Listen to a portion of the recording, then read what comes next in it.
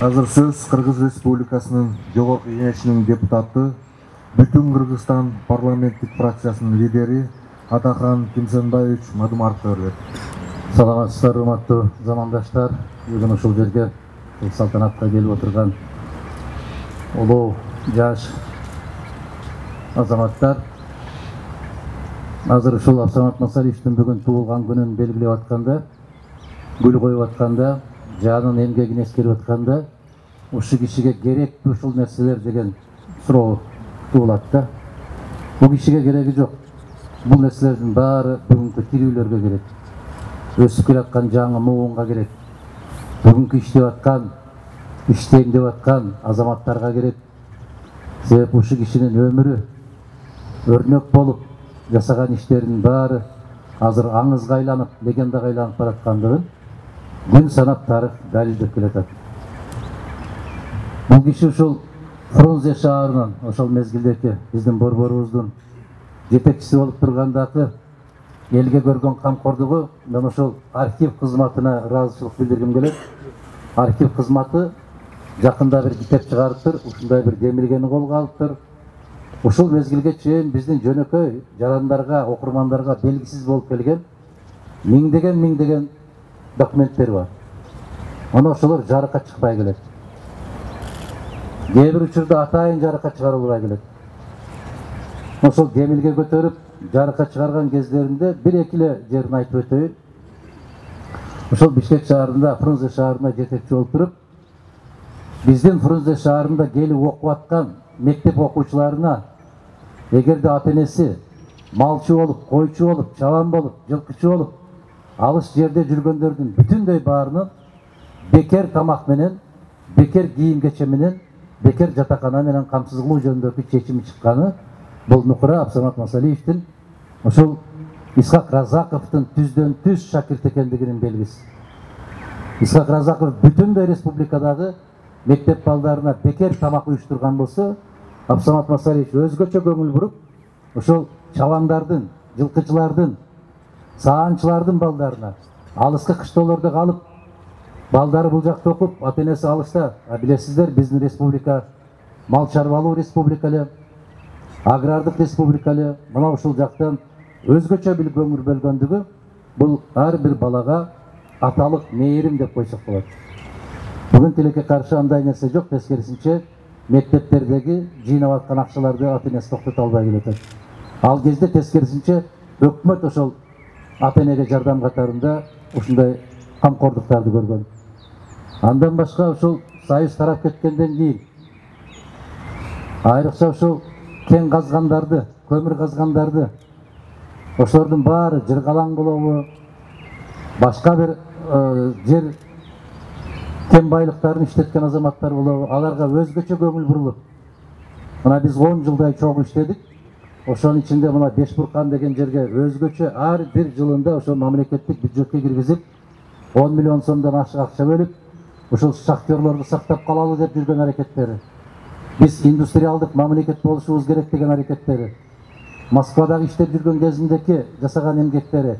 Тилекке каршы алардын баары биздин улутубузга таандык болуп калган.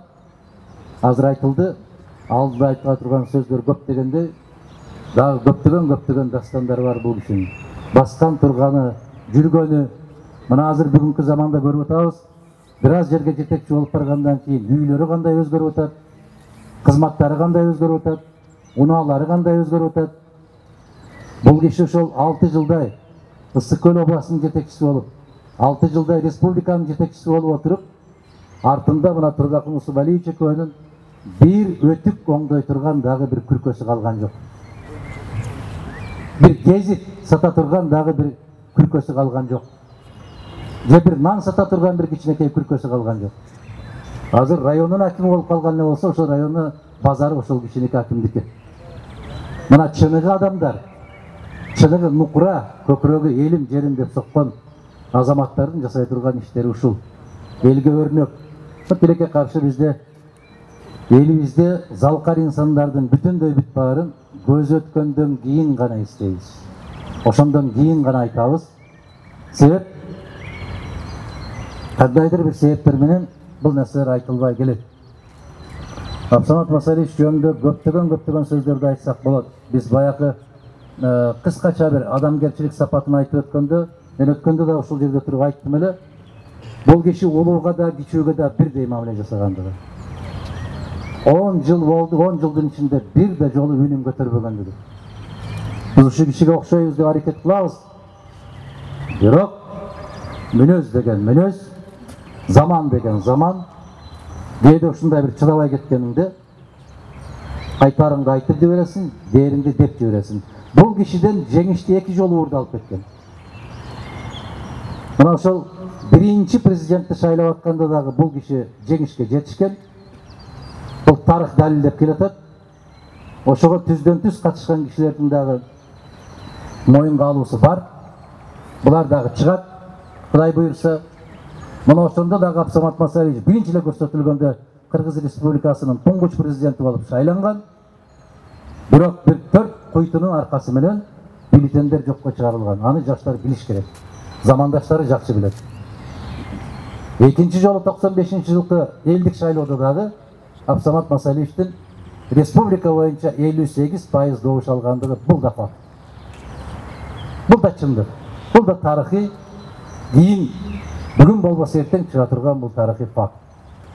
Ушул кишинин сабырдуулугу, бийликке жулунбагандыгы, умтулбагандыгы, мына азыркылардай болуп ар кандай урагандарды таштап чыкпагандыгы, Раматылык Бекмамат Осмонович экөөбүз бул кишинин ишендүү кишиси катарында кирип бардык эле. Могул техникалык көзөмөлдөө кызматынын жетекчиси Токтогул көчөсүндө жайгашкан.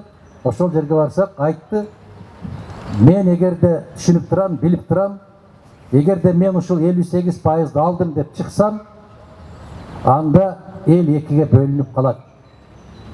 Эгерде дейт, бир баланын көз жашы тамып, же бир эненин көз жашы тамып, же бир баланын чекесинен бир тамчы кан тамган болсо, ал бийликтин мага кажети жок деп айткан азырга чейин кулагымда чыңырайт. Бүгүн ошону элестетип болобу? Жок, андай эмес. Андай тартип, андай сабырдуулук жок.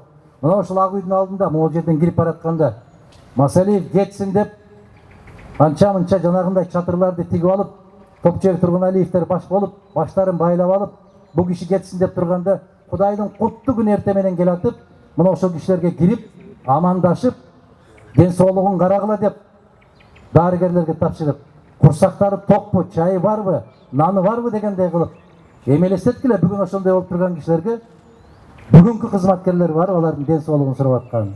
Жок, андай дагы жок. Мына ошол кетсин деп турган азаматтардын бардыгына барып амандашып коюп, анын жумушуна кирип кетип аткан бул өтө чоң улуулук, адамдык касиет. Булар дагы азыр айтылбай, кийин айтылат. Эми Абсамат Масалиевичтин басып өткөн жолу, ал кишинин сүйлөгөн сөзү, акыл насааттары, Кудай буйрса жаштарга бир жугуп калат деген үмүттөбүз. Биз ал киши менен ушул 10 жыл чогуу иштешкен, үзөңгүлөш болгон, пикирлеш болгон, бир фракцияда болгон, бир позиция болгон киши катарында биз өзүбүздү бактылуу сезебиз. Жана Күлүп Кондучалова айткан экен, эгерде кандайдыр бир жакшы сапаттар болгон болсо, ушунун баары Исхак Разаковдуку деп. Мен ошол Күлүп эженин сөзүн башкачараак кылып айткан болсом, эгерде кайсы бир деңгээлде саясаттагы көз караштарым калыптанган болсо, ушулардын баары Абсамат Масалиевичтики. Бул киши түбөлүккө жашайт, кыргыз бар кезде Абсамат Масалиевич дайым биздин жүрөгүбүздө болот. Рахмат чоң келгениңиздерге. Рахмат.